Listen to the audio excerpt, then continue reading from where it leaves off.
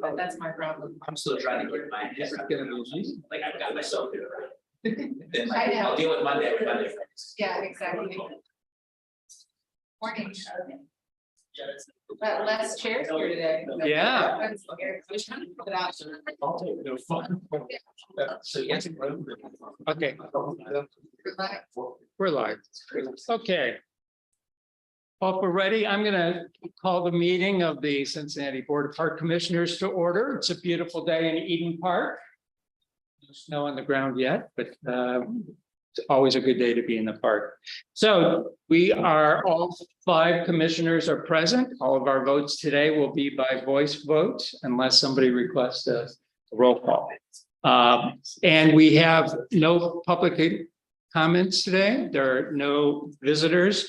We have received a number of correspondence that have been delivered to all of the commissioners. And with that, we will turn it over to introduction of new hires, current vacancy updates. And Derek, you're here. Or Jason, do you want to? Oh, yeah. Nope. Derek is here. Derek, welcome. The city doesn't have you impounded down at City Hall today. Huh? Oh, yeah. We don't have any new hires today, but we are in the middle of interviewing 2 floors, 1 laborer. The architect just accepted an offer in planning and design. We're hiring an electrician and an HVAC specialist. We have had some people transition out, so our numbers are kind of hovering around the same point. And we had 3 additional positions added in this budget. So we are moving along. What's your biggest challenge? Is it salary level or is it just finding people? Salary is definitely a point of contention, and also positions, especially in planning and design, like those architects and engineering, they're getting like 2 applicants, 3 applicants. So they're really leaning on their resources and partnerships outside and try to get attractive. We're partnering with UC. And so those 2 positions are interns, and they can transition to full-time. Perfect. Great. Any questions for Derek? Thank you, sir. Thank you for what you're doing. So with that, we'll move to approval of our meeting minutes from October the 20th. I assume everybody's had a chance to read them. Are there any additions, corrections? If not, I'd entertain a motion for approval. So Second. All those in favor say aye. Aye. Thank you, Tia. Another very fine job. We'll now move into some updates. And the first on our list is Joel with the planning and design. Welcome, sir. Good morning, commissioners. Good morning. A few things for you this morning, just give you an update on everything that we're doing down in planning and design. The first part I mentioned in my report is the synthesis. We're synthesizing the Brand Center Care report. All of that is inside the quote unquote brain now. And Matt Devona and I are going through those with the draft matrix that we promised you to rank those projects in order of urgency. So we're working through that now 2 or 3 hours at a time, part by part, referencing the reports that were done, referencing our information as we're using our professional judgment to rank those projects along with the metrics that you all will see this month. Beyond that, we're narrowing down things. Mr. Getch, you had a couple questions about the brain and the tables that I put in here. We're still working towards cleaning those up, so you will see a few things over the next couple of months as we move things around. Let's see.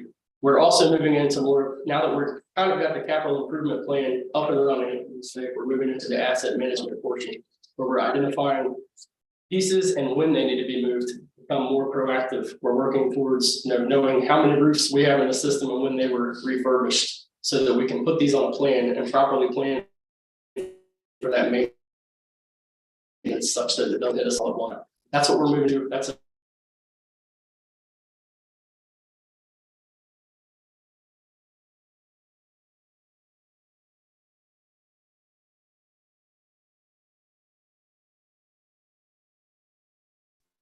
It'll take us 4 or 5 months to work through that stuff, but it's still a work in progress. Let's see, staffing updates for an architect intern. We're very happy about that. He's comes highly recommended, and I've seen a lot of the things that he's done. He should help us be able to crank out concepts quicker, to help put more of these projects in motion faster. That's one of the first things we're getting working on. He's also a preservation specialist, so a whole lot of the things we're working through immediately, that wasn't on, that was by design to get somebody that has that intricate knowledge of how to deal with old buildings in several different social settings. So we're working towards implementing him. Hopefully he'll start by the end of the year and we'll move forward with more projects. We've been keeping our co-op students busy as well. I've told you about the digitization of our old maps that we've had for several years, some 100 years old, pencil copies of things that are 100 years old now. The city's GIS department is working towards a full update of their planometrics, all of the topographic survey of the whole city. They do that every so often. Matt DeBona has been working with them to allow us to back onto that RFP so that we can get all the benefit of them doing the specification GIS that know the city and what they need to do in terms of accuracy without us as parks having to write those specs. That's going to be some money on our part to throw into that RFP for our portion. We think it's going to be in the neighborhood of 500 maps that we have. Our co-ops are going through those right now, making sure that all the utilities are the latest things. And we're going to digitize those so that we have all the information on utilities inside of our park boundaries, not just what abuts the city property. Some of our stuff isn't mapped from 100 years ago. So this will help us better maintain the systems and plan under that asset management system when we have to replace those things. So that's what we're working towards. Next on the agenda for our next co-op students will be more help with that asset management system. One of our big focus will be the artwork, then going through an inventory and making sure security. We've talked about a lot of that lately. Now we're going to implement those things moving forward. Unfortunately, Charmaine has left us. I wanted to report that as well. She went to CRC, so we wish her the best. I think that was her intention all along, but we're sad to see her go for sure too. That's all I have on the staff updates. Do you all have any questions before I go into a brief project review? All right. One thing I want to bring to your attention is we've finalized the memorandum of understanding I've been working on for 4 or 5 months with Fernbank and MSD. They're coming in to rehabilitate a bunch of sewer system segments down there. And they go in basically and shotcrete the inside of the pipes instead of having to invasively dig everything up. They're coming in to do that in the next year, but we've been working through this with MSD. Garrett, our land manager, has valued the trees that will be removed as a part of the project, and parks will be paid for those as a part of the memorandum. You all don't have to act on this. It's more of just an informational thing. It didn't have any easements that need to be brought to your attention because it's department versus department, but just to make you aware, if you'd like a copy of that, we're happy to provide that MOU to you. Yes, ma'am. On the trees that have to be removed, is there any plan for replacing those somewhere else so that we don't have a net loss? Absolutely. The money that is used goes into our land management fund, and the land management team, including Garrett, will decide where those go. Typically back on the same property in the same location as possible. Most of these trees are for the outlet that goes into the river. So they're scrub trees to begin with, a lot of them, but there's several substantial trees down there that are going to be replaced. Yes, as many of those as possible will go back in the same area. That helps with erosion anyway along the riverbank, so we kind of need that anyway. So yeah, that is absolutely the plan. Great, thank you. Yes, ma'am. Just a little bit more on the design focus we've been talking about with you all every week. The sanitary sewer project at Alms. We have all the plans back. I reviewed those. They're good to go. We're in the process of quoting that emergency. It's quote unquote emergency. We have facilities there, but we want to get this stuff fixed. I should have a number for that to present to you all next month, hopefully for approval, if not beforehand. The water main project that's congruent with that is complete as well. I have to review final plans, and that should go over the winter as well to get water main in French, Alms, and Alt redone. Those will go in the next couple months. International Friendship Park, we've been working through inventory. It's been very interesting and fun in the past couple of weeks. When your designers come and say, do you have the stamps that they put in the concrete 20 years ago? Go digging around Halk, and sure enough, you do have those stamps. So we've been looking at that kind of stuff lately, and the Human Nature is working through that. We should have a design and build schedule by January is what we're talking right now. Bruce is already in conjunction with that, helping with some big picture numbers to inform Greater Cincinnati Waterworks what they're going to have to pay to replace this portion of the park. Working through that, keeping in contact with them. I've talked to all of them this week. It's going well, but slow. The DNR headquarters at Ludlow is in full swing. Construction drawings are in. Chris and I met yesterday with KZF for final touches on those. We're getting ready to start bidding that in hopes that we can expedite construction under the third-party agreement, the TPA with the city, and get the interior of that building done as soon as possible to mitigate the time that Crystal's team will be without a home. That's what we're working on right now, but it's going as fast as it can go on that portion. Joe? Yes, sir. Do we have fund sourcing lined up for that? And where's it coming from? So that was from the sale of the Reading Road, the current facility. So it will cover Correct. that. So the current facility is being sold, so they can do the NIA Yeah. headquarters, kind of there, that innovation corridor in OK and Reading. And then that's the funding that we're going to use for the DNR building build out. And then I think as we talked about, it's a two-phase build out. So we're doing the interior first because we need a home for them, and we'll do the exterior parking lot area to get them kind of the bays they need in order to store the equipment, and store the plants and trees and all of the stuff that Christine uses to make our city beautiful. It was questioned that there wasn't enough money to Right. get that that was done the question. correctly. Yeah, We're positive, Mrs. Castellini, that the first portion, the interior that Jason's talking about, we certainly have covered. We anticipate that's going to be in the $700,000 range to complete the interior. The exterior, there's some few things we're trying to do on the highway side. That is pretty much so they can easily pull their trucks around. Some of that may cost some money, but we want to set it up so that it's functional for Crystal and her team to actually use. So if I don't know that we'll need any more, certainly not on that portion of the project, but I don't know what the site is going to look like 100% yet until they get me back a conceptual design. KZF is in the process of doing soil borings around the parking lot right now that will inform the final design of that. And I can give you a better estimate on what the exterior is going to cost hopefully next month. What were the proceeds? Was it like $1.7 million? Is that what it was? Yes, that is Yeah. correct. We got $1 million left for the outside then, roughly. And that money was also, I believe, to cover the Deal Road expansion. So a Gotcha. portion of that is also. Don't do it right. Yes, so that's also under design. We've rendered a concept to KZF, who is under contract to do the final site design.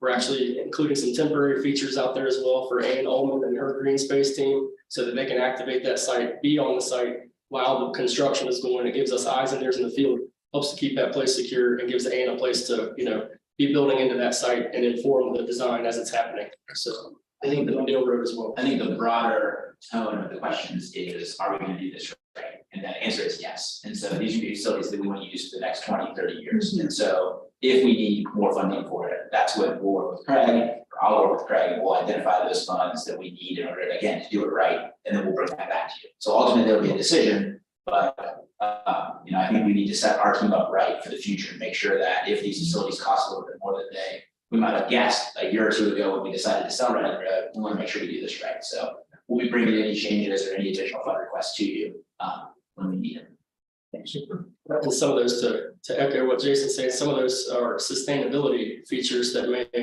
add to the value of the site, the educational value, as well as, if we use the biochar heat, the rejection heat off the biochar system to heat the facilities, those kind of things we're considering as well, which would add costs in the beginning, but certainly save us money and, be 100% in keeping with our mission. So those are the things we're trying to add as well. And we're working with the city's Department of Environment and Sustainability to see if there aren't funding programs through the Inflation Reduction Act that we'll be able to activate in order to even get more money that we can bring into a project like that. Net zero projects are something that lots of different organizations and levels of government are interested in making happen. And so we're going to try to make this kind of a signature project and working with them. So. Next on the list, a quick update, Owl's Nest Pavilion, we have our first community engagement meeting set for December 6th. Jason and I and a couple others reconned the Evanston recreational facility a couple days ago to make sure we had everything in line for that. We're looking forward to get one on that and give the community a chance to engage with us on what they want to see that building become. So we're working towards that now. We should have a report on how that meeting went for you included in the next report in December. You should have received an invitation to that. Y'all will be there. It should be a fun night.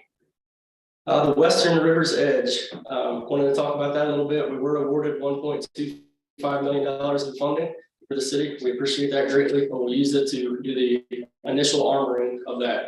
Some of that money probably will be used to inform the greater design We've had many questions, Jim, and you and I have talked about the funding sources and the many possibilities for that project, but at first, we're certainly going to work to ensure we don't lose any other infrastructure that we have. And beyond that, we're working with several partners, as you know, to make that project great. So I'm working on the stabilization piece of that now and activating that initial funding. We hope to have that in place before the beginning of the flood season. But that's all dependent on supply chain and what we can get here, because those are some pretty specialized things that we need to complete that on. So we're working towards that already right now. I have to ask a question about this. So I need a visual Okay. on what you're gonna do. Have we seen a visual of exactly what? I'm not sure, Mrs. Castellane, all that. We had the 15% plans that KZF has proposed that informed our conversations that we've had so far with the Army Corps. But that is the final design. This initial design is just, if we have to armor the bank, what would we do? And the shelf, there's a 6-foot drop off essentially. Correct. Where the bank is coming off. Right.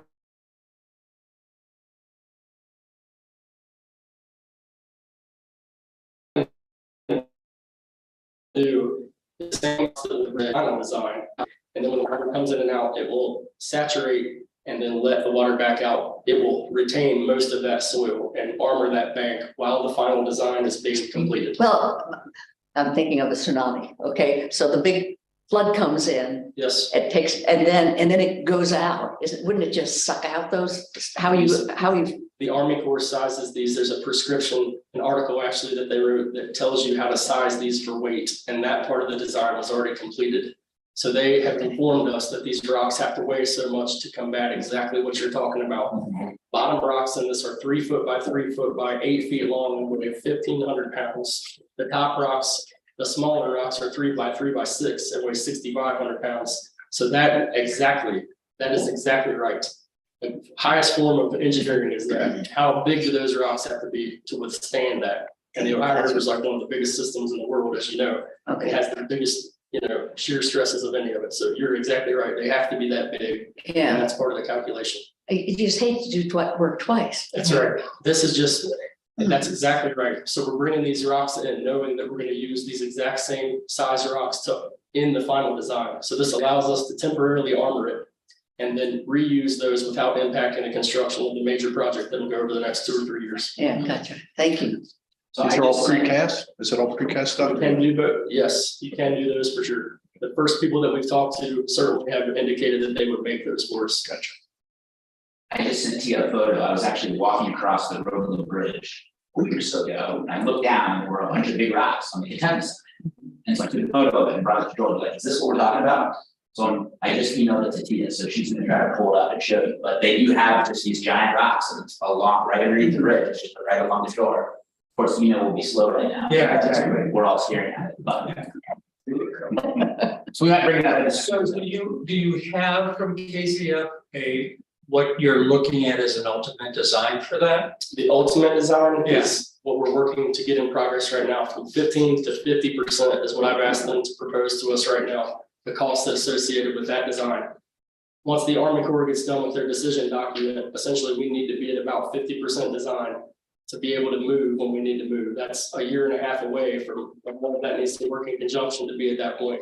Yeah, I think where I was heading is that we don't need a lot of detail, but if you could show us or circulate to us what that design is, so that we can. The temporary condition, okay, the 15% design that they've already shown. Yeah, Yes, sir, just, absolutely. this project started well before I even came on the board, so it's a long, and Absolutely. We can. There's nothing like a picture, a visual, to help you and understand. don't go through, we don't need a whole lot of detail. No, In fact, I can run that in my office and send it to Tia as well, That's so great. we might take a 2-minute recess at some point during this meeting, but before the meeting's over, we'll show you what we got so far. Perfect. Yes, we already, That's perfect. We got it. Great. Thank you. absolutely. The west and east operations facilities, in conjunction with what we're talking about, getting our own staff up to snuff. The west and east will be the next focuses that we have. Sinton specifically and Matt's operational center out at Mount Airy Forest, Matthews. Both of those need some work. Sinton is already being programmed right now as Crystal and her team prepare to potentially relocate for a couple months in some of these places. We're working towards with those temporary conditions and make it work for everybody long term. So Sinton is the one that's under design right now.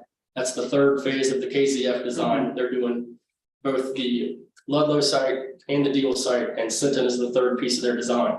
The Mount Airy West District is not under design yet, but it's certainly becoming one of our priorities to give Matt and his team what they need to get the job done. So we're working through preliminary concepts on that as well. And that will inform what we need as far as funding to get those up to snuff, and we hope to do that. Design in 24 and potentially build out in 25 on the West District stuff. I'm glad to hear that. I mean, we've had our workers in conditions that it's difficult to attract people to to work sometimes when the facilities, so I'm glad to hear that we're giving them quality workspaces. Awesome. Just a couple notes on current construction projects. The Bellevue Rock Catchment project is complete. I talked about that last month. The fence went up this month. I don't think the specialized fence at the top of the hill is complete yet, but it's getting really close. I think they're still waiting on that. I'll touch base with Bruce to see where that is, but it should be completed before the next meeting. The Bramble Park Little Duck Creek restoration is complete. They completed the riparian zone and we walked that with those folks. Final invoicing is in progress, but that job is done. The administration roof, as you can see, there's still some stuff sitting up there. Last week, we've been waiting on the trim pieces to make sure that they match.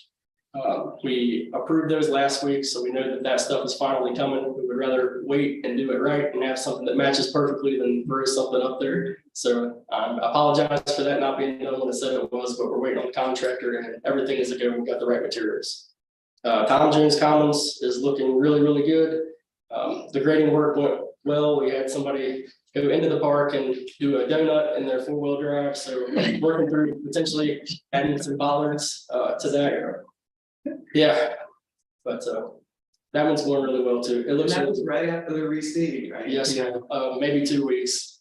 So, but it's something that can be fixed, and we're gonna do our best to put some bollards in there. Probably the Naturescape ones that match the Playscape that's in there now. We've talked to Tom a little bit about that. Had a meeting with him a couple weeks ago about some more improvements to that, and we'll let you all know certainly if that comes to fruition. We'll get a concept together for the next phase of that. Ladder Park renovation, last but not least, is 100% in construction right now. They potentially may move the tree tomorrow or Monday. So I don't know, Tia, the date, there you go. There we go. It's unbelievable. So there they are right there, just getting everything ready and prepped. Sidewalk out of the way, working through utilities. Believe it or not, every utility in the city, the hub is right under this tree. Of course it would be. There's a water service that runs through it, some electrical stuff, but our guys are getting it out of the way. Thanks to Andy and his team for helping coordinate some of that stuff, and Bruce has been awesome to work with so far. Everything is going well. They think they're either gonna move the tree tomorrow, Saturday, or Monday as of right now. And the picture I got, Tia, you have the one where it's already almost As early as tomorrow. could be as early as tomorrow, yes. After all we've been through with this tree, who provides the guarantee that this tree is gonna survive this?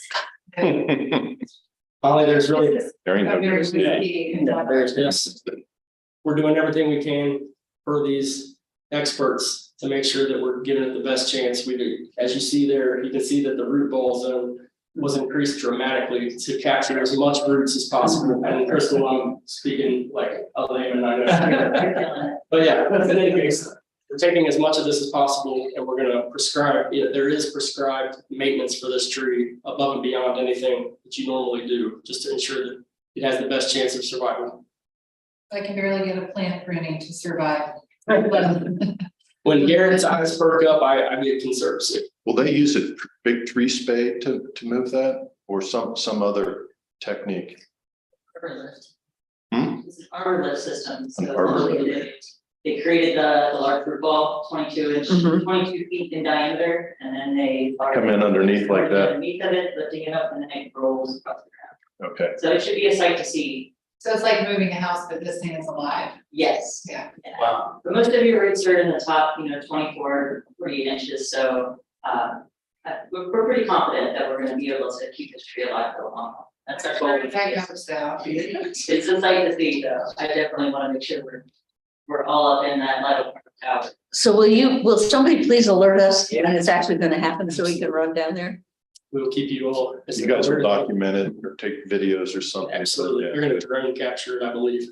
That's We'll be like Good. we'll be like the modern day camp out of the group that camped out to watch the concrete building. Right. Bring a cooler. I'll pass along, there was a request that I got from a couple of the people at Lidle. If there is somewhere that in that square, if there's somewhere we could leave a small area of grass for walking dogs. I promised I'd pass it along, and so I've done that. Unfortunately, the entire project has to be fenced I know. off for That's, the safety of the dogs and the walkers. thank you. That was an understanding, thank you. So what differentiates things making this, The list. that meeting? We had talked a month or two ago about the boat dock.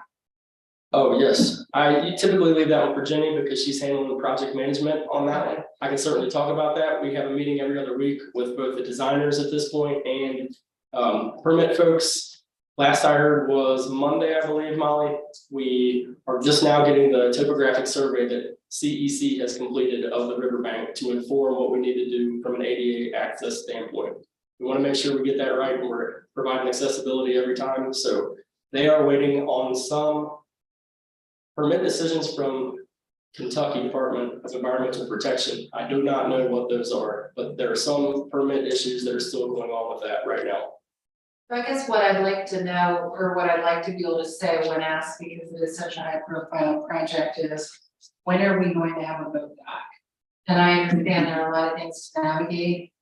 But it's been, we'll have it by next spring, or we'll have it by next spring, or, and at this point, I really have no idea what our expectations are and what we're gonna. Jason could probably speak more to this, but I know we're working through the final red lines of the term sheet with the law folks right now. And I think that will inform more of that timeline. Like there's some issues with, ownership and maintenance and those kind of things that they're still working through that Kevin Frank can speak more to, and certainly Jason and myself, but that may inform the final schedule more than anything at this point. I think we moved to a spot where we're starting to negotiate the actual contract, which was a hold up for a long time. And so the fact that that's happening currently with getting the permitting through the Army Corps with all of the relevant regulatory bodies, I think that's what allows within the next couple of months to have more of a definite time. And I think until those are the, buying things, installing things, building things, those have schedules and kind of realistic timelines, and getting some of these documents settled don't necessarily. So I think within a month or so, hopefully we'll have a lot more clarity, but I'll note it and I will stay on top of trying to make sure we get clarity as soon as we can. What do you know what the target is for receipt of the Army Corps permit? I do not. I would just say springtime, It's springtime any year. just springtime. Don't specify the year, just. 2020.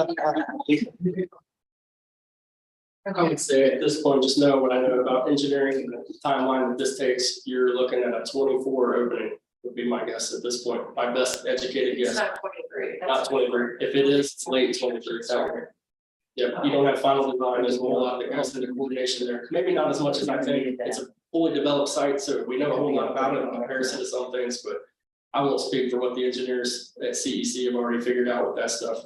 But I guess my professional opinion would be that it's spring of 24. So it'll actually be real. So when do you expect we'll have a final design so we can have some idea of what it aesthetically is going to look like? I know that that's been requested and those renderings have already been requested as a part of the permits and Kentucky's review because they have to review from an aesthetic standpoint as well, from what I understand. And I don't know all the entities involved with that. I know that they're working towards those renderings right now to show you all. When you will see them, Commissioner, I believe would be early next year. January to probably February would be my best guess, but I haven't confirmed that with Hafner and their design team. And Molly, back to your question, what makes this lift? Usually the things that I think are a pain in your, the things that people are bringing to your all's attention, things that you need to be updated on and urgent things that you may need to act on or prepping you to act in the future. As you know, there's 150 projects. I think that's a wrong number now. It's probably 100 that we're actively working on. But that whole list is there for you all to see, and if you have any question on any of those projects, I'm happy to talk about it. So, Well, Right. and then one of the things as the brain is fully developed, and it's getting very close, in fact, it's almost ready for us to at least be taken out and driven around a little bit, but that will start to guide this, and so, you know, I'm 3 months in, a little less, Joel's 6, 7 months in, you know, I think we're starting to get our arms wrapped around the need. And, you know, from all I mean to Joel, a lot of what he's done so far has been like, this is on your plate, so now you're doing it. So it wasn't really his or the park's determination of what was next on the list, it was what was kind of already ready to go, or what was already percolating. So what we're gonna see the transition to over the next year is a transition to us being the leaders of what that is, and it's gonna go a lot into the matrix, the scoring matrix that they built. Which the cool thing about the scoring matrix is it's not set in stone. You know, they come up with kind of a draft of that matrix and they're running projects through it to see how that scoring matrix work. We're gonna then get feedback from commissioners to see if there's, you know, what you think, you know, we'll give you guys a preview of it and show you how the scoring matrix is scoring projects. Be able to take in feedback and change it, and almost on the fly, if you say, you know, we're gonna now give that 3 points instead of 5 points, we can make that change and the score will change instantly. So we can really run through some examples of it.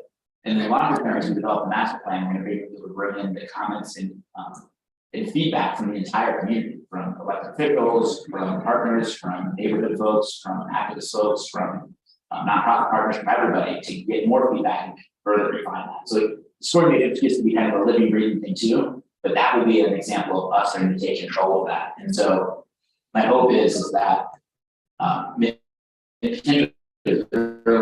this December, we'll be able to bring to you kind of a work plan for next year. It'll be like, here's the 15 to 20 projects, going to be top of the list, and what we'll be moving forward with, so that while other things will come up, sanitary sewer breaks, something comes up, a funding opportunity arises that we didn't know about, we'll be able to balance that and prioritize it against that. Kind of here's our work list, and then as projects move from work list to finished, we'll add more stuff at the bottom, and that scoring matrix will start to dictate that. So we'll really start to have, from a leadership perspective, as the commissioners, as the director, and as the advisory from planning, it will also be much more transparent to the public how we're making these decisions and what our priorities are going into. And I think that's going to be really great for us to kind of fully be in charge of what we're doing, rather than just be like, we're gonna have that one thing.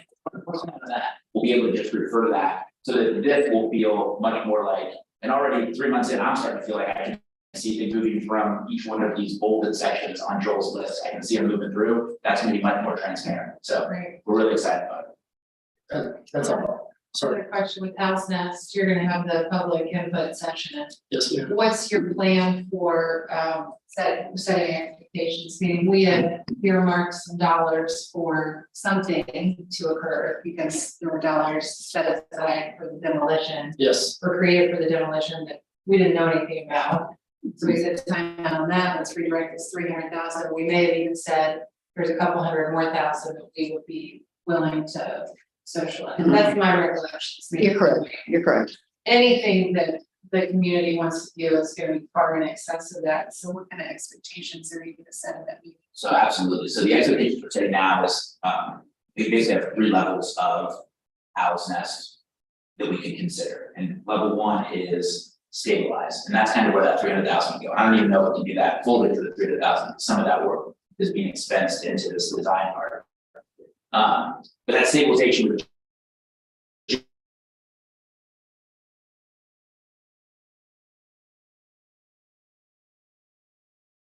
just need to make sure that the okay, so we can deal with it later. I don't think that, just talking to folks, I don't think that's the path anybody wants to sit down. Option 2 would be kind of an opening up of it, for what some folks will see is some design concepts where we remove a lot of the walls up top, so that it becomes more of a pavilion and you get out more of a 360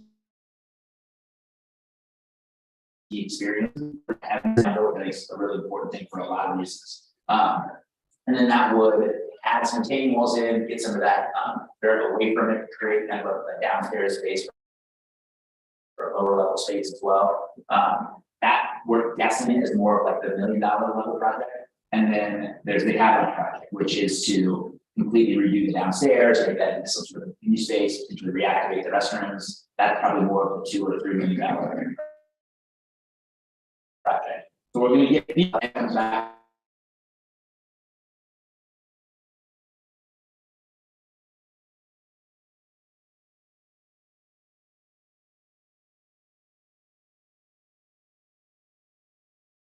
With our staff's advice to say, here's what we think, so we'll bring back the community feedback with our professional opinions. And then ultimately it's a board decision about how much funding should be dedicated to this and what we should receive. Question. The first one you mentioned is stabilizing. That's a given, right? When we We decide. have to do that, yes, Yeah, we have to correct. do that, so we're going to do that, so the question is, what do we do after that? Mhm. And how much do we want to do, and you described the two options. Mhm. What about, you are leaving open the possibility for a fourth option, that is some combination of 2 and 3, or something totally new that the community comes up. I mean, we're always open for great ideas. This is just kind of the way we proceeded down with ATF, the Yeah. advisor. And they're gonna show, we haven't even seen the concepts. They're developed based upon the feedback we've given so far. We've had some smaller group meetings with some of the leaders in the community of Evanston and East Walnut Hills. They've given us initial feedback. I believe it's 3.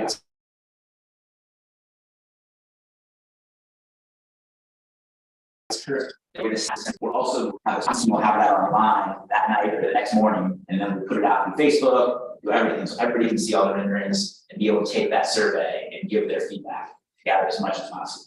And again, if somebody has an idea that we haven't thought of, I mean, those are sometimes the best ones. So But I was thinking more than a completely new thing, but some modification or maybe combination of that. So I was just trying to envision, what is success at the end of this meeting? What is your expectation? What do you want to walk away with from that meeting?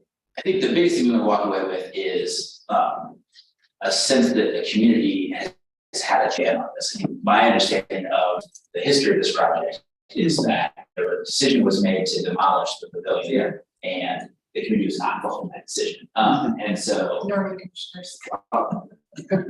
interesting. That's not my vision. So my vision is that we get a bunch of feedback, we present some very cool options, and we get feedback from the community, and hopefully that will allow us to come together around kind of like everybody's feeling like B, or everybody's feeling like, or everybody says these aren't it. You got to go back to the drawing board. But so that when we bring you options or a preferred option, we can say that it's been vetted by the community. You're not going to get yelled at too much about it. You're mostly going to talk to people that are like, no, I talk about it. I mentioned my stuff. They added some stuff. They told me why my idea didn't work. And so we can bring you an idea that has community support, kind of the general consensus behind it.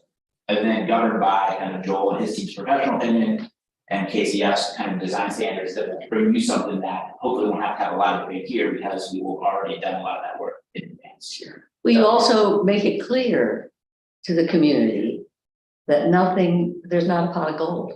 Correct. Right. And that if they deem that they want the new restrooms and they want a community space, then come to the party. Well, and that's kind of where we've so far in our initial conversations, this guided kind of getting to this like.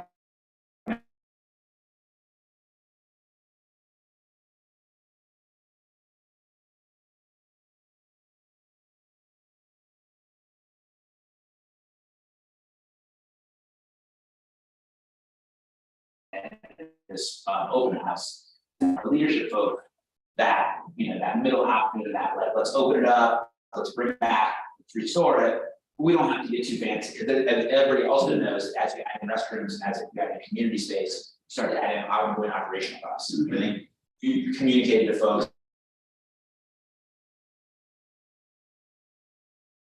Additional challenges to community members and to people that use the parks as well. So with the proximity to some other assets, and we're kind of feeling good about this spot. Now I'm getting the feedback from the community, and then eventually hopefully bring something that's pretty well vetted and has some consensus built around it. Okay, great. Which is again, hopefully, how all projects work in the future. And so this is a great first one, but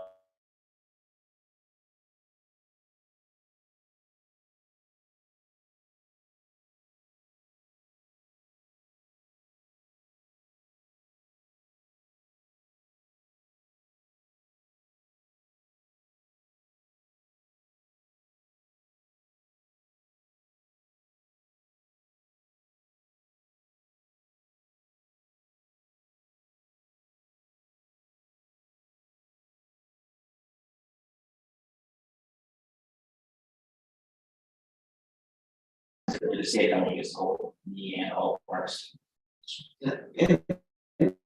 In the communication for the meeting on the sixth, I think it's gonna be really important to set expectations and have people understand what the expected outcome is for that meeting. So they won't come in expecting something that we're not delivering. One of the things is that again, I think happy to be involved at the early stage, both community councils have been super involved and some of the other just like kind of community circles. And they all understand that, so as they're inviting people, as they're sharing through their networks, they're starting to help communicate that, and that's something that we'll communicate at the beginning as well, that's Another major project, the Mount Airy, Area 23. Where are we in that whole scheme of things with Cora? I can't speak a whole lot to that, Commissioner. We have not done a whole lot of design on my end for that. I don't know how they're doing with funding, but I don't feel that that was as much or as fast as was anticipated, but I don't have a whole lot of detail on that one. So that fundraising campaign continues. Jennifer and I talk about it a lot. It is the last of the 8 neighborhood projects that have guided a lot of fundraising work over the last several years. That's the last project that we're fundraising for. Just this week, we were talking to some potential, or last week, we were talking to some potential big donors that came to us looking for a project. And I was like, well, you should talk to my friend at the foundation, and then we responded pretty quickly with kind of some different options for if the donor is interested. So we're full speed ahead on working with the foundation to try to get that funded. Hopefully, we can close that funding gap and get that. Meeting with them later today too, and they're talking about breaking it up in phases, so I'll let you guys know what they have to say. And Fran, I might be calling you. This question on public comments, do we have a template that's established that, because I know on a couple of projects, we've attempted to engage the public, we've done that, then we come back and move forward, and then we hear from people, well, I never heard about this, and nobody told me about this. So, you know, and obviously that takes or adds time to the overall project. So obviously it's important to get that public feedback, but at some point in time, you know, we need to gather that and then move forward. We just can't keep circling back and say, okay, well, you didn't hear about it, so we're going to have a whole nother meeting because you were out of town at such and such a time. So I just think it's important, regardless of the project, but to have some standard, some agreed upon, that the public understands, that we understand that we're all playing on the same, you know, off the same page or whatever, that this is the standard operating procedure, the protocols that we're going to go through along with your brain and everything else. So that's something that's clear to everybody, and it might take some time to get that disseminated out to the public, but at least we've got, call it rules of engagement. Well, that's totally the goal of mine. And so something I talk about when I was sitting in this room as an interviewee is the importance I think to that public comment and to develop that. It's something that Rocky and I talk about a lot. You know, it's a constant process of learning. And I think COVID didn't help with engagement, right? And on some levels, it made it easy to jump on a Zoom, but in other ways, we all kind of shifted how we all were public citizens. And so I think that there's a lot of learning we're going to do. This is a great project to get started on, because this is kind of one of the first, but we've got others coming down the pipe. You know, we're going to be redoing Inwood Park pretty soon. That's going to need a lot of community input because that's another park that kind of sits on the boundaries of a couple neighborhoods. It's kind of by Clifton and Campus and Coreyville and Tough. It's kind of by over the Rhine. It's kind of not too far from Pendleton. It's also near Mount Auburn. So that's going to be another great example of how we want to get a lot of community feedback and let that drive it.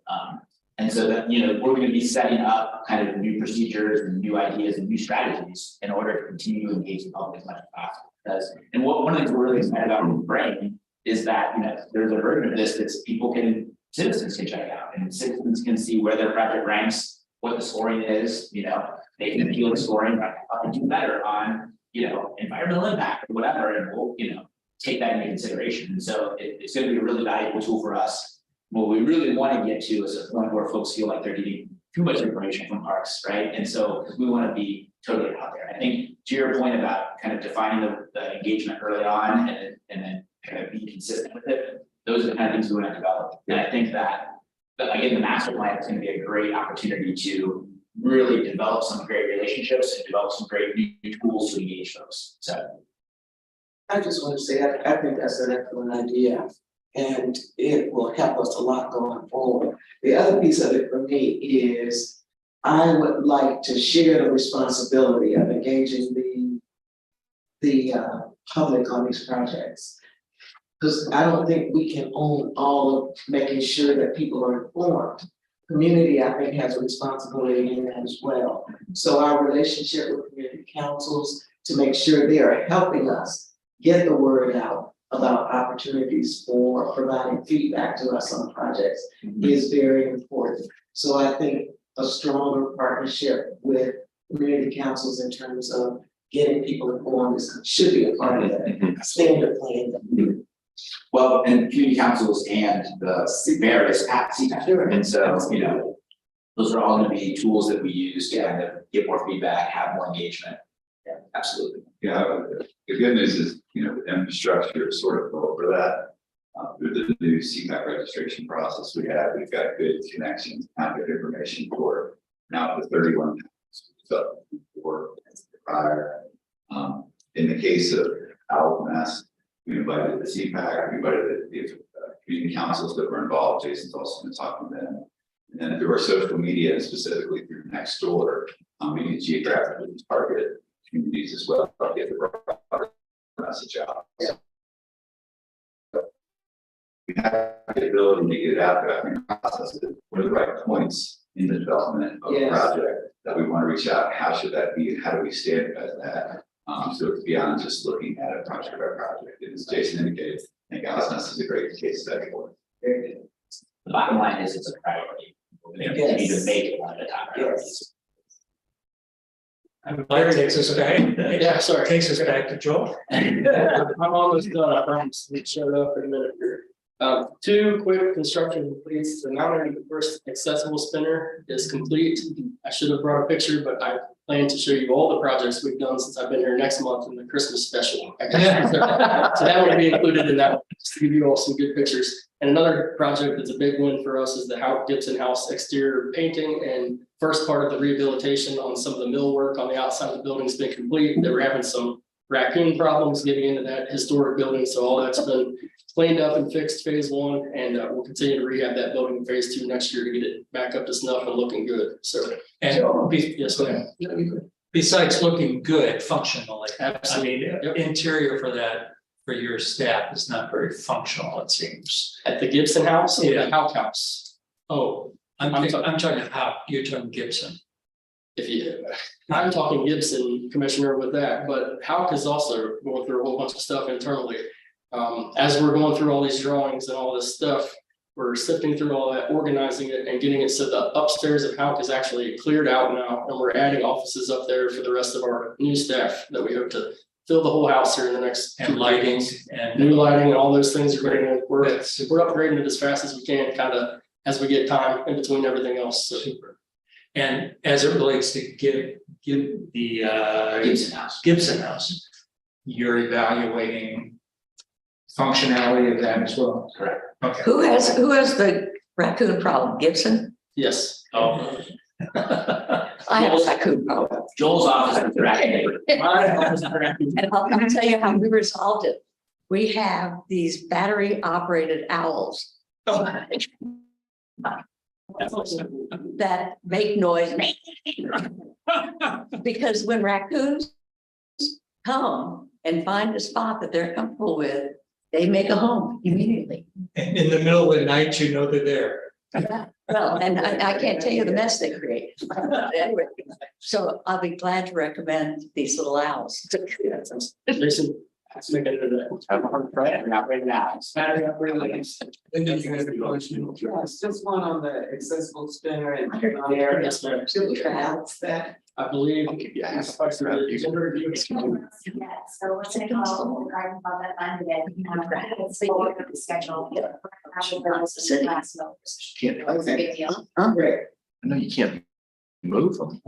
Just a little note, Jason kind of mentioned the ones that we're working on our project focus. You mentioned Inwood Park, that's a huge focus of ours right now. We're working through the initial stages of an RFP to inform everything we're gonna do in design there. We're also working with the developers around to ensure that everything we do is congruent with that full design and makes the most of the opportunity we have to redo all that at once. So we're working through a comprehensive RFP to attract the right team to work on this project. We now have $4 million in funding. We're gonna do it right.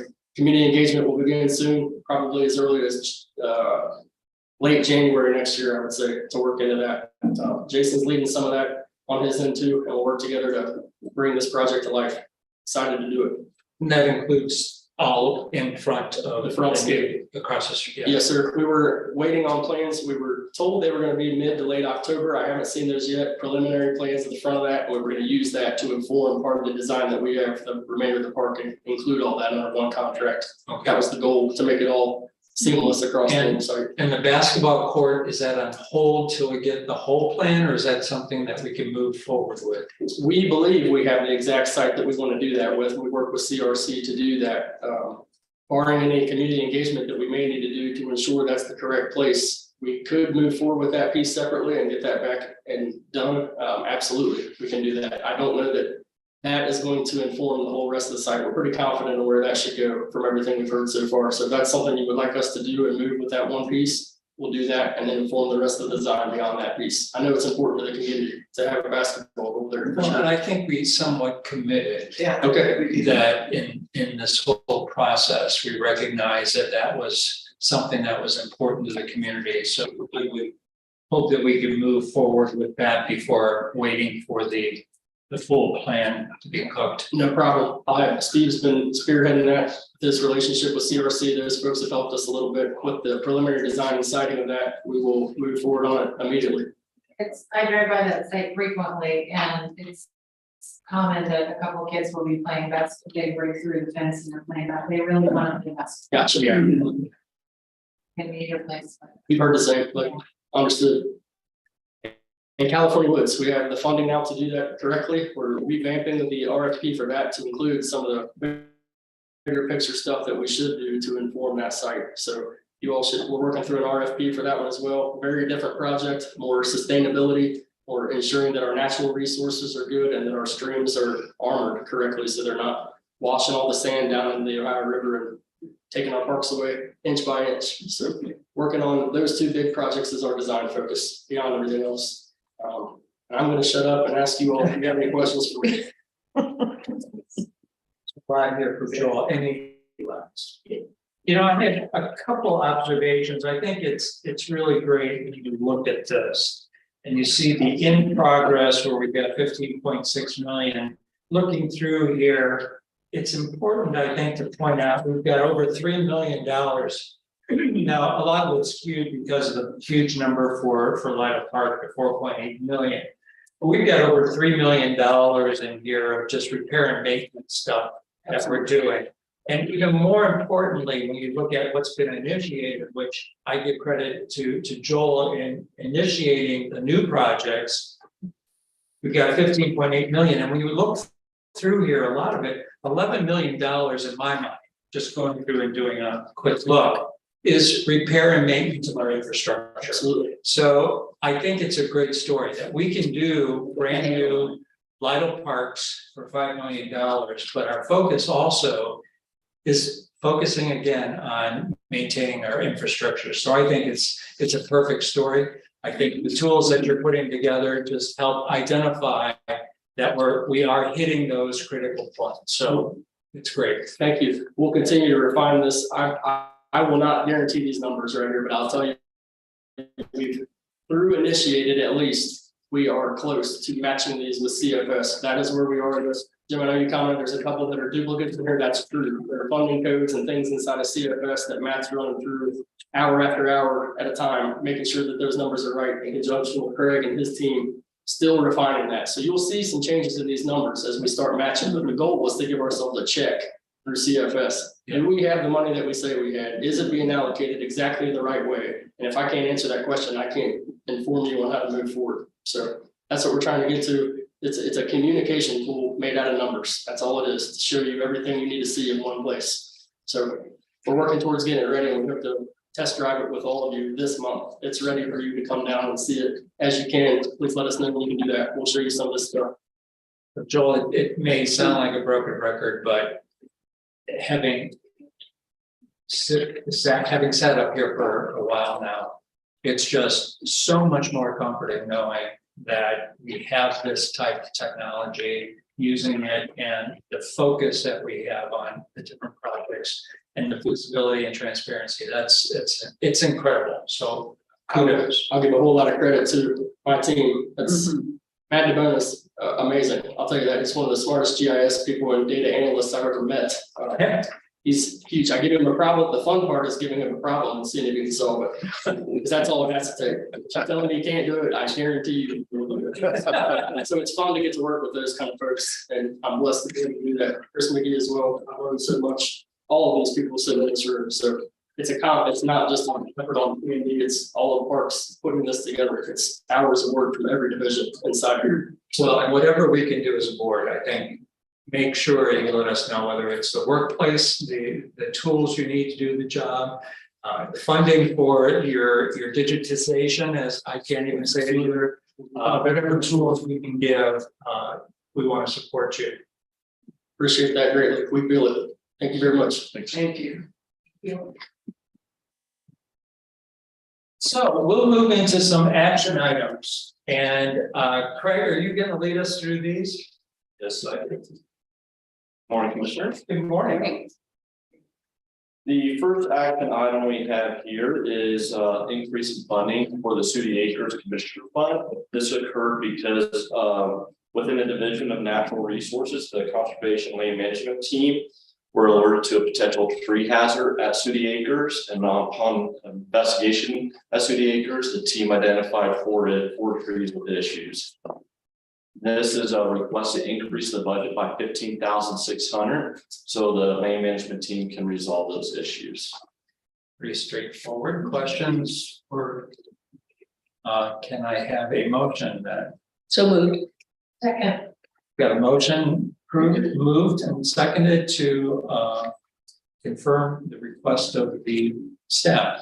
All those in favor? Aye. Thank you. Next, we'll move on to the in-kind donations. Staff is requesting the approval and acceptance of the Q3 2022 in-kind donations. From the Parks Foundation, we received $24,250, and from the Lafayette Trail Inc., $1,550 for a trail marker down there by the public landing. This came to our attention because it went through the DOTE first. DOTE will be doing the installation, and this pays for them doing the installation and pays for the trail marker that's going to be on park land, public land. The total amount staff is requesting the approval for is $25,802. So something like that marker, it was interesting reading that. Is that something, Rocky, that you guys will publicize, or how do we get that information out? For the Lafayette. Yeah. Yeah. Yeah, that, it was part of it was actually an ordinance that went through city council. So it's part of that, we'll work with those partners to help coordinate getting the word out. It'll be similar to what happened with the Women's Trail, Women's Historic Voting Trail markers that we did last year. So when that's ready and fabricated, we'll work together. Super. Any questions on No. third quarter? Do I have a motion? So move. Move in second. We approve the in-kind contribution third quarter. All those in favor, say aye. Aye. Thank you. Lafayette really did make an impression on the city. You really? Oh, my goodness. Yeah. Pretty exciting visit for the city. Yeah. Okay. Well, that's why this type of thing, and maybe it's just because I find history, but this is so fascinating to read. That's why I was wondering how we had.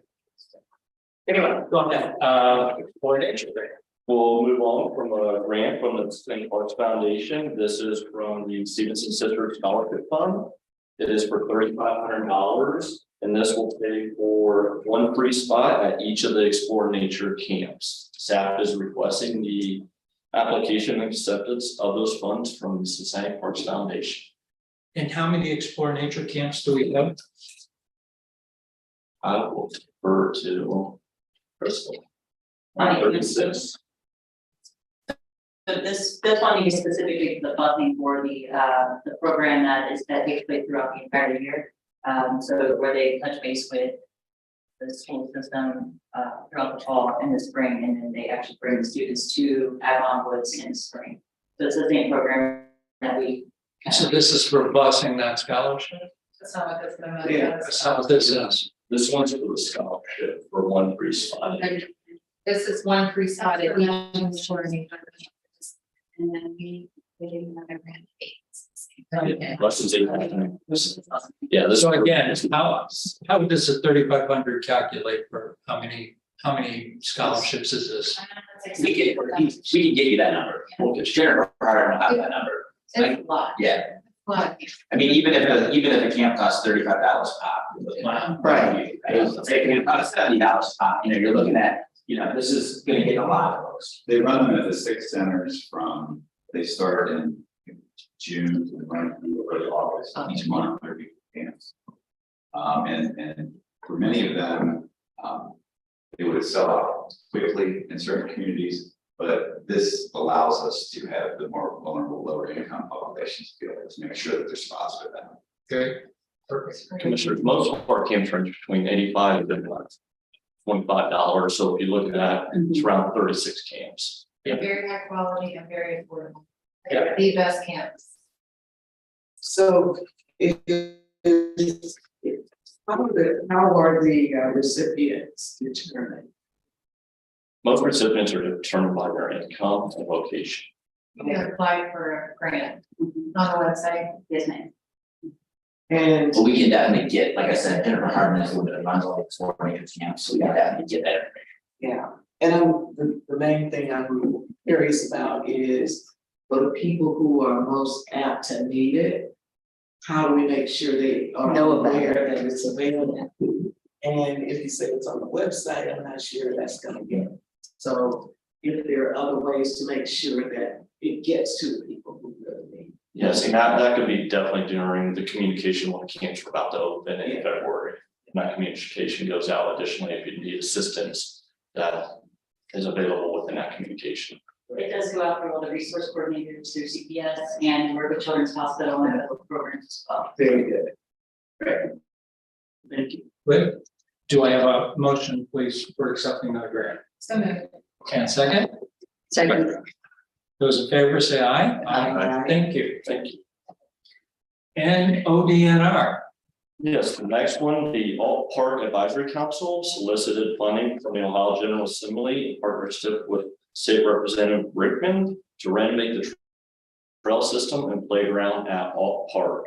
In June of 2022, through House Bill 687, the Alt Park Advisory Council was awarded $350,000 for the trail and playground improvement. Staff is requesting the board approve the acceptance of the 2022 ODNR Alt Park hiking trails and playground refurbishment grant in the amount of up to $350,000. All right, I want to talk about this. So I was out picking around on the internet and I found this ODNR money. And I contacted the then director, Nair. Oh my gosh, you're not gonna believe it. ODNR has a ton of money for trails. I've been on the trail, I've been on the trail. And he responded and said, great news, Alt Park Advisory Council has already applied for this money, which is awesome. Cheers to them for doing this. But my question is, why aren't we chasing this money and prioritizing where we want these funds to go? It gets us back to, we need a grant writer. Money is out there for pretty much everything we want to do. And I think that a grant writer was declined by the city in the last request for, let us take on that battle. Because we know that a grant writer is gonna pay for themselves more than 10 times, maybe 20 times, maybe 30 times, and be a resource for things that we really need. This is only one grant, it's a ton of money. I mean, we can do big stuff with this. so Molly, so the city is saying, no, you can't hire a grant writer to us? I think, isn't We this? submitted as part, it was about. Or they're saying we're not gonna underwrite it?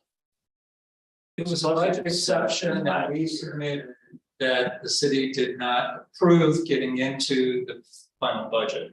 Okay, but that doesn't disallow us from using our commissioner fund money, for instance, to underwrite this position and therefore put out. Oh, I think Request. that, It does. we're practically marionette, Susie, come on. I'm trying. Well, all of our employees are city employees, and to be able to plug in a city employee, no matter where the source of funds are, we have to have that added to our table of, or whatever it's called. So what about just a contract? Yeah, we could do that. Just hire somebody as a contractor and have them I know, do it. Jason, you might chime in, because I know Jason from day one, Jason has been talking about this as well. What's your thoughts on that? So we're developing our plans for next year about what we're gonna submit to the budget process. I still have much to learn about that, but I agree. So we're gonna, one of the things that I hope to be successful at is figuring out how to get out in front of stuff. So we're not getting declined, but we're instead packaging it perfectly so that it will be accepted. And so we'll explore, we'll figure out how to do that and I'll bang my head against that wall until we get that person. And if not, then I think you're right. I think pursuing a contractor or some other option could be a viable solution, but I gotta learn more about why it was declined, but I have every confidence that we can hire the staff we need to hire. And it's on, me and the team to figure out how to get that through, and we're full speed ahead on trying to develop those relationships and make that happen. So, but I agree, we need a grant writer. It's definitely something we'll be pursuing. Even if we're looking at grants available through the state, through the feds, there's a ton of money out there. Yes. That's not to mention all the foundations that are dedicated to future programs. So we've got vacancies. So I think the idea of let's do a contract situation, whatever we need to do to get this done as soon as possible, I think is what we have to do. But we've got vacancies, and is it a matter of describing that job responsibility differently and including grant writing skills as part of it? You would think so, but it's more complex than that. And so just, in Crystal's division, we've created this new arborist, and we've been working for close to a year to create this new job. It is unfortunately not as simple as saying, we need this, so we're gonna hire this. There's civil service to think about, there's the various union contracts to think about. There's an entire organization of types of positions that exist within the city. And so what we're doing is trying to be creative and, but both creative and nimble about using what we can and using the slot we have for the roles we need, but also thinking long-term about making sure that we're hiring from the right pool of candidates. As we found with, Joel's executive assistant or administrative assistant in his job, folks can transfer laterally as well. And so every move we make within parks has a corresponding effect on other city departments. So I wish it was as easy as that, but we're figuring it out and we're going to become the masters of it. And so we'll be reporting back, but that's definitely one of the positions that as we seek to kind of figure out what we need here and identify needs and identify how to get those through, that's one of those we're focused on. I think to Linda's point, I mean, as soon as that could possibly happen, is a new thing in there, probably, we're talking July, August. I mean, is there a way? I think the feeling that I'm hearing from this group is like, out of our commissioners fund money that we get, I think what I'm hearing is we would be willing to endow a position to fund the source, fund that salary for a person that would fill that grant writing role. I mean, is that something? I mean, it's a force multipliers, as you say, and maybe you do it on a limited basis, because otherwise then this is just another example of the city forcing us to pay for things that really they should be, I think, funding. So can you look into, or will you look into the concept of what would be involved in doing a contract situation? Of course. Because that might even be better with a new position, seeing how it works, bringing in somebody that's already doing this to help us develop what that job classification or that job description is. Absolutely. But it's something, we're sitting on money in our commissioner's fund that we could use for this. Absolutely. That would compound, so to speak.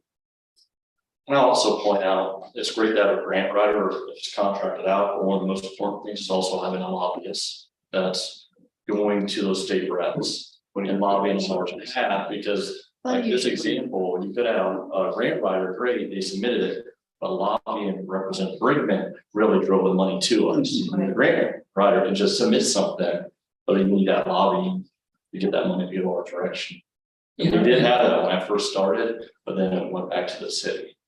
And that's where, Joel, I mean, Jason, maybe you could look into what is the city's position today on lobbyists? Meeting with the lobbyists is definitely on my list of people to meet with and things to get our arms wrapped around.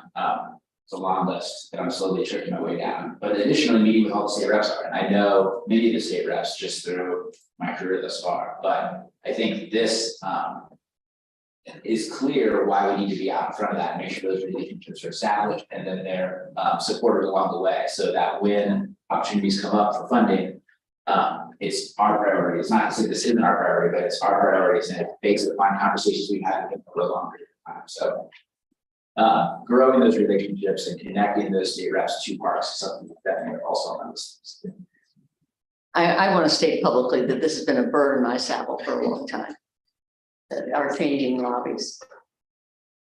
It was a mistake. I would just like to thank Rep. Brinkman Yes. for the Absolutely. awesome work that he's done, Yeah. and Not bad. you know, with the Kyle plush pavilion with this, I mean, those are impactful, and I would just challenge the other state reps that are in the park district to look at him as an example, and to your point, to, you know, maybe develop that relationship more deeply, but to have them at least sensitized to those opportunities to fund other parks, you know, outside of Rep. Brinkman's district. So, Well, and I'm encouraged with Jason's 3 months here, just the recognition that, you know, getting those relationships, and as you say, most of us have good relationships with different people.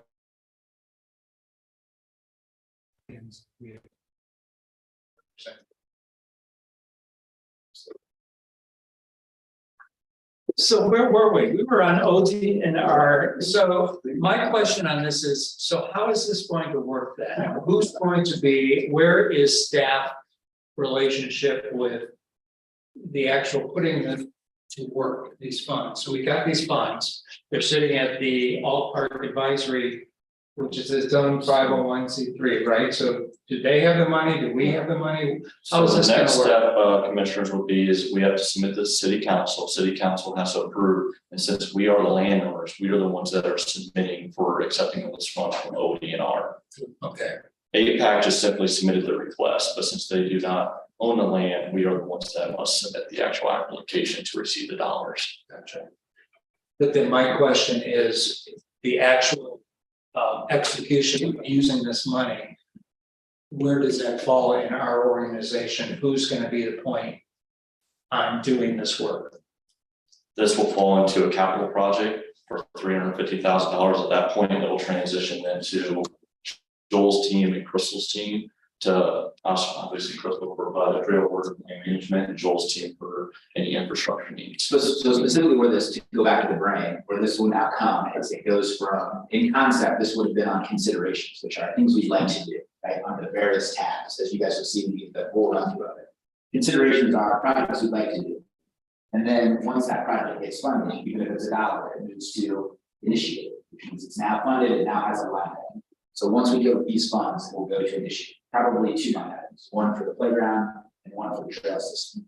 Then it's uninitiated until we actually start work on it. Once that contract's signed, the work starts, that's in progress. So once it gets onto that initiated piece, it will then go through the matrix to kind of rank where it fits on, right? You can't do everything all at once. And so that would then dictate kind of when, again, we don't have the staff or the time, you know, if we can clone all of this, we'd be rocking and rolling. But so it'll go into that initiated stage, and then that piece will be when, again, we rank it through the matrix, and then Joel will be working on getting the playground done, Crystal's team, in conjunction with facilities. Facilities does some of the trail work as well, any sort of a bridge or any sort of a railing or steps, that's all facilities piece of it. And so they will work in conjunction to then activate that piece of it and do the trail rehabilitation. Is there any date in terms of when this money has to be spent? 2 years, but then we can receive extensions. They allow 6-month extensions and there's no issues with receiving. And when it extensions. goes to council, council is going to say, yes, we accept the money, but it goes into a park Yes. bank account. Yeah. Thank you. So how much are you gonna be able to get done with this trail money? Well, I still have Mount Airy and the connectivity project to get mobilized. And so I'm thinking this was at least a couple of years out. We didn't request the funding, we didn't know that they were requesting the funding. And so that's kind of what really these grant opportunities come back to. It's not only applying for the grant, but having the internal capacity to mobilize the funds to manage the contract. So So we're not even sure, we haven't gone through a design process or estimating. Even know what the funding will be able to accomplish yet. no, Or how do you split between playground and trail? How does that determination, is that made? Now that we've got the funding, that's something we'll have to work out. Okay, yeah. Again, we weren't, there's the application is certainly before my 2.5 months on the job. But, we don't even know, it's possible that the All Park Pack that I'm going to their January meeting, will be my first kind of interaction with them. It's possible they have a plan, it's possible that they have we figure a playground, 75K, a trail system is this or whatever. My experience working with government, both at the state level and the local level, is that the number that gets through and gets approved doesn't always match up with the number that is needed. Oftentimes it has to do with managing multiple priorities. So, we might say, we need to do playground for 75, and they're like, well, the Snail River's Edge is a perfect example. Joel estimated $3 million for that project. We went to the city council and said, we need $3 million for it. They were like, we got $1 million. We're like, we'll take it. Right? Because you always say yes. And then they were like, well, we got a little bit of extra money. What would you use that for? And we Snail River's Edge and MLK Park, right? There are two, I think we gave them 4 hours. So we were like, those are 2 really good ones. And they're like, all right, $750 for MLK, another quarter for Snail. We'll take it. Obviously, we have other funds that we can utilize, or once we get back some estimates on what it costs, we can go back and say, well, we actually need another quarter or another half. But you take all the money you can get. So I think this might be one of the similar things, which is that Representative Brinkman was able to get $350, and then and so then you kind of figure out what you can get done and what you can spend that on. On that initiated tab, as I've been talking to you guys at some of our individual meetings, a lot of the things on there are anywhere between 35% funded and 85% funded. Some of them are 100% funded, but a lot of them live on the spectrum of the reason they aren't go projects yet is because we've got some of them for it, but we still got to figure out what's the total need. And so that's one of the things that Brain's going to help us clean up and be a lot more strategic about. So we're going to know what is that percentage instead of just saying well, we got $1 million and that's not enough. We're going to know what would be enough. And then we're also going to use the Brain to identify how to fund it. And so the hope is, and it'll be a growing process, but the hope is by the time we're here in 6 months or in a year, all that's a lot more clear. And we're more out on the front foot of both in terms of grant writing, in terms of partnering with the legislature, in terms of partnering with city council. This board and the park staff are much more leading that conversation. Here's what we want to do. Here's why we want to do it. And when we're going to funding priorities, we have that kind of background to share it. And they're not seeing it for the first time. One of the keys, I think, to getting Snail River's Edge funded and MLK funded in this closeout budget, because we ended up getting about $4.5 million, was me meeting with city council starting when I first started and making sure that when it came time to do the closeout budget in late October, that wasn't the first time they were hearing about Snail River's Edge. That wasn't the first time they were hearing about the need at MLK Park. That wasn't the first time they were hearing about California Woods. These projects had been mentioned then in the lead up. And so when that funding opportunity came down and the city council proposed it, they're like, well, yeah, we know about that, of course. So it's all setting that up. And that's just, kind of in a short bit. Long term, the goal is to have city council people touring these various projects so they know the need ahead of time. So they're the champions for it. So. Super. But we have a recommendation from staff for applying and accepting a $350,000 grant. Is there a second? Second, All those in favor? I, Thank you. Thank you. With that, we'll turn it over to Jason for our directors. Excellent.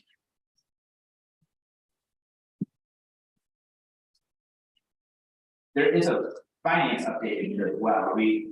Everybody's comfortable with, kind of the updates that Greg's provided. Yes. We get pretty self-explanatory, so I can make sure that nobody had any questions about that before we let Greg tomorrow. Obviously, we're just a couple of months into this fiscal year, so I didn't very early days. A couple quick things. One, last time I was here, I was talking about the grand opening of Walnut Woods of Evanston. This is a new park next to Walnut Hills High School. It is a really cool. I have never been there until the grand opening. I got to tour the whole thing, and it's just an amazing project of taking a overgrown invasive species, basically like next to a highway woods that very few people were using, probably just local kids running around like we all probably did when we were little. And over the course of several years, in partnership with Civic Garden Club and our team, completely cleaned it out, got rid of all or a lot of the ash tree that had been dying, got rid of all the invasives, kind of built this trail system. Unbelievable. They had students at various sites that would give you like a whole background on certain trees or certain plants or certain things. It was really cool to see these kids anywhere from like sophomores to juniors and seniors kind of have this little assignment to tell you about it. I encourage everybody to check it out. It won a second place in Award of Excellence by the Ohio Park and Recreation Association. So I'm really proud of that and a really cool kind of feather in our cap. I always like to come before you and tell you about things that I've had nothing to do with.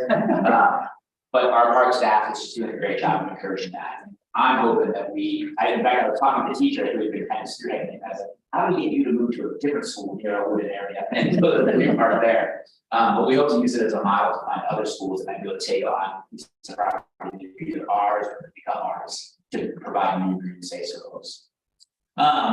Corona Conservatory, always having awesome stuff happen there, but the holiday show started, I think it was November 5th and it runs through January 8th. I haven't got a chance to get over there yet, but they did come here and gave me kind of a preview of what it was. It's going to be fantastic. But also market calendars on December 1st. December 1st, it's going to be the tree lighting. And so I've been to several tree lightings at Fountain Square. It's a couple blocks away. This will be my first Corona tree lighting. I'm really excited for it. And most excited to bring my Florida wife to be cold and watch the tree lighting. So it'll be fun. The annual report's coming soon. Rocky and his team are furiously finishing up the final edits on the annual report. Again, an annual report that goes to June 30th of things that I had nothing to do with. But it just shows all the great things that happened at the end of 21 and the beginning of 22. That's gonna be coming out kind of right around Thanksgiving. Likely we'll send out the current plan is to send out the link to the digital version of it on Wednesday, and then to kind of hit all the social media and really do the release of it for a lot of folks on Friday. So that could be really cool, and it's a great kind of another opportunity to celebrate all the great things that happen in March. The next one is one that I'm really excited about. When you think about values in an organization, oftentimes we think about sustainability or diversity or innovation. But one thing that I think is really important to continue to emphasize the parts of safety. And I know that, I'm learning that our team does have a lot of safety procedures in place and do a lot of things to emphasize safety. But we recently won an award from the city of Cincinnati for the best safety project of the year last year. It was a partnership with Public Services and with our East Division. So as you know, along Columbia Parkway, there is a lot of tree overgrowth that happens, and we're in charge of the south side of that as it grows over. And so as they showed me why we wanted to support back, part has some palpitations because there are pillars, and the pillars are like 3 feet around that support the road along the side there. And apparently in the past, our team had were standing on those pillars to trim back the trees and the various growth. And so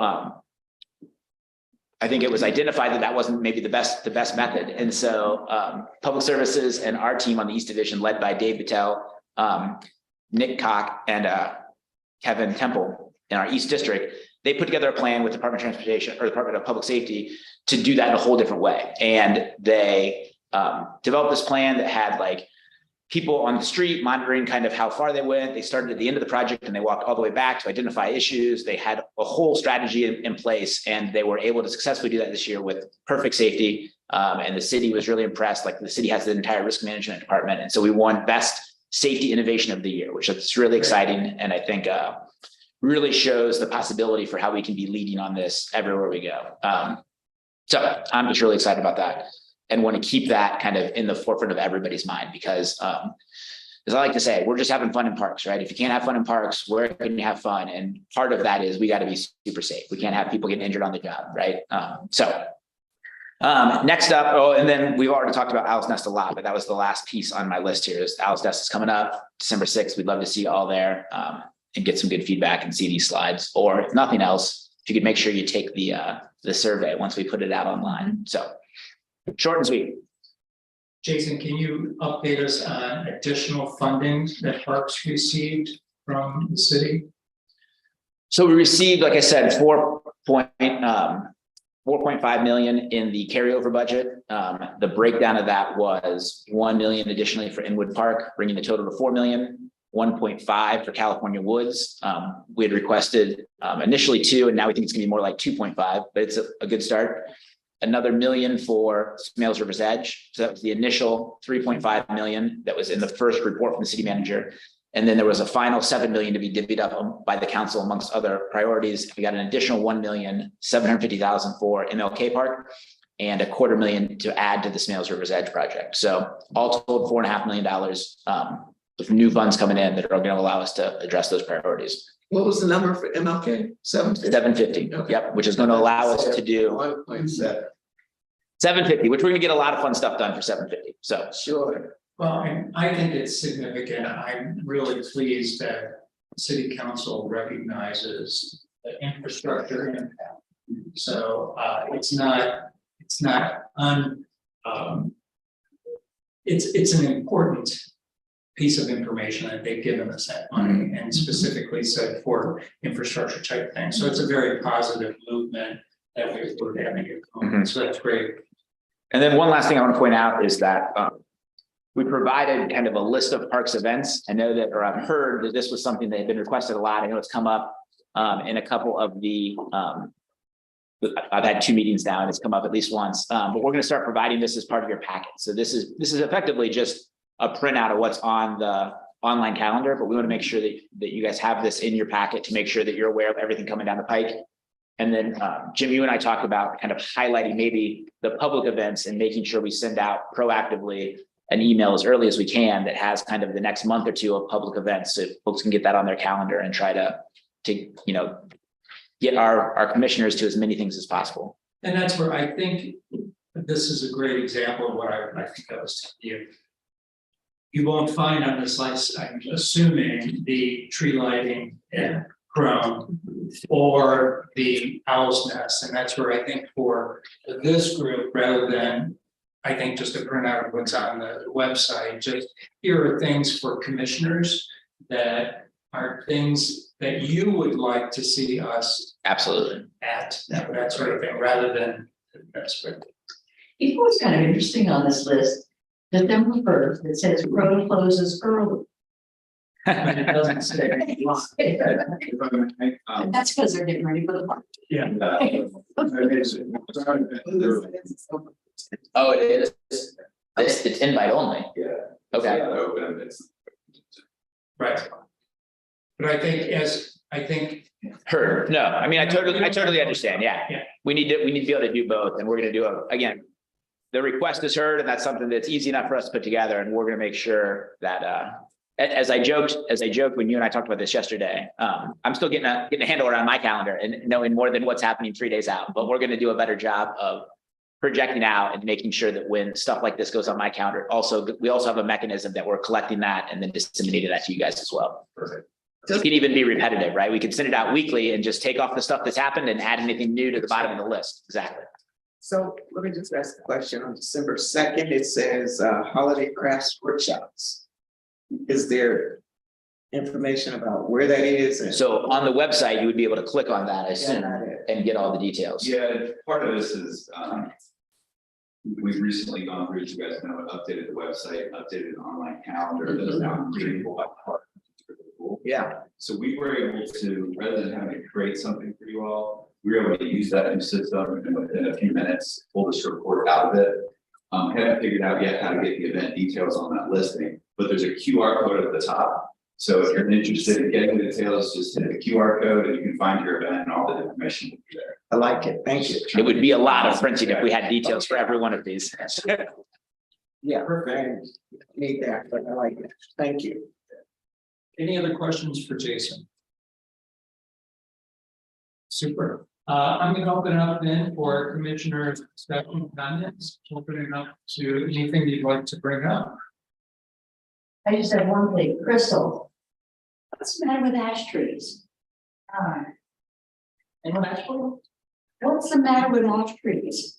We'll ask for, The ash borer? for each of the bills. Yeah, that problem started like in 2008. But so those trees that are being taken out, all have that. What specific trees? I don't know, it would. So like, for instance, at Walnut Woods of Evanston, yeah, there were many trees in there. And so when it is, and now I'm going to try to relay some of the knowledge that I've learned from Crystal and her team. So hopefully I get at least a B+. But so when you have a forested area that is not managed, then the trees are just in there. And the old adage, if a tree falls in the forest and nobody's there, it doesn't make any sound, right? And so there are many trees, and I think since 2008, everywhere, whether it's a golf course or a rec center or a school or someone's house. And the diseased trees, but if they weren't diseased. Correct. No, if they're not diseased, there are still some ash trees that are survivable. I think they even put it. Correct, absolutely, yeah. And so, but once you start to manage a space, you no longer can have trails and people walking through it with a bunch of dead ash. You have to then really get after it because. I understand, Yeah, I got that part, but I was just, it sort of sounded like they were taking all the ash. And as Crystal's team has taken me around, they even show some of them. And one of the things is that nobody, I don't fully think knows, but it's a little bit, as we've all learned a lot about vaccines and how we all become resistant to things. Certain ash trees just have grown and we're able to resist it in ways that others don't. So some of us get COVID and 2 weeks, we don't move. Some of us get COVID and we have like an afternoon of feeling bad and then we just sit around the house bored for a while. It's just how each tree or each body responds to the invasive. And so fortunately, we have had some ash that have been able to survive, but unfortunately, it's been devastating to our forest. Yeah. Understood, I was just, it sounded like they were all being like. Cincinnati did systematically go through and remove all the ash trees throughout the streetscape. That was in like 2012, 2015. They also had a large capital investment in the city to do preventative maintenance along the trail system to take down ash trees before they had the chance to get to a point where they were so declined. Because they're very weak wooded trees, if you wait until they're dead, then you can't climb them because they're dense. So they're not systematically removing, slaying. Thank you. So I would just echo what I think we all said last month, which is this has been a great meeting. I feel really up to speed with all the important work that you all are doing. I felt like we had the opportunity to talk about things important to us and it's only 10:30. So I will just add, as it relates to Owl's Nest or anything that would come of significance for, dialogue or approval, I just still think that we're going to need to approach it with a more macro perspective on more broadly, what do we want to accomplish as a commission? Not just which pavilions do we want to address, but, I'll go back to trails and tree canopy and forest health and dog parks and all the things that make our parks the greatest parks to continue to maintain that position. I think it's going to be important. Absolutely. Well, and we talked about a grant writer, but, Crystal's got a plan that would have us with a whole lot of people that are focused solely on trails, right? And we've got plans to add folks to operation staff and all of that is governed by availability of money, city procedures and city hiring requirements. But those are all things that we're considering as we put together kind of what's our plan to try to activate some of this stuff, to spend some of that commissioner fund money and to try to get this stuff through the city in order to grow the department, to make sure that we're staying. And part of that is building these relationships with city council, right? And so there's going to come a point where we try to get stuff funded in the budget, and the budget office and the finance department and the city manager's office will have the kind of first take at it. But then, we'll be making sure that we're letting council know, well, if you want to see X done, then this is what we need for that. And you can't say that you care about trails and then tell us that we can only have one trail person, or you can't say that you care about deferred maintenance and then not give us enough project people in Joel's shop. And so that's part of the overall package we're putting together. Or events is a great example, right? If you want to have events in parks, and I say you, the community, the voters through their elected officials, well, events in parks don't cost money for like a band. It costs money for the electrical supply that's going to supply the band, or the restrooms to be tended and minded and opened up and closed down, or the staff to just be on site, at this, one of the things that makes 3CDC successful at managing some of our parks is they've just had ambassadors that are wandering around. And if you have a problem, they're like, I'm on it. And that's not something, most of our parks aren't managed that way. We have, operations teams, but so there's these different priorities we can have that I think is really important to have that conversation around. How do we activate these, and how do we get the staff right to accomplish broader what we want? And we got to make that clear to city council and clear to the administration so they know the value in that. It's great. Other comments? For me either. Thank you, sir. Happy Thanksgiving to all. Thank you Yeah, to thank you. all the staff that's here too. Got Thanksgiving it lunch work. at work today. Oh, you So do? with that, I'm going to say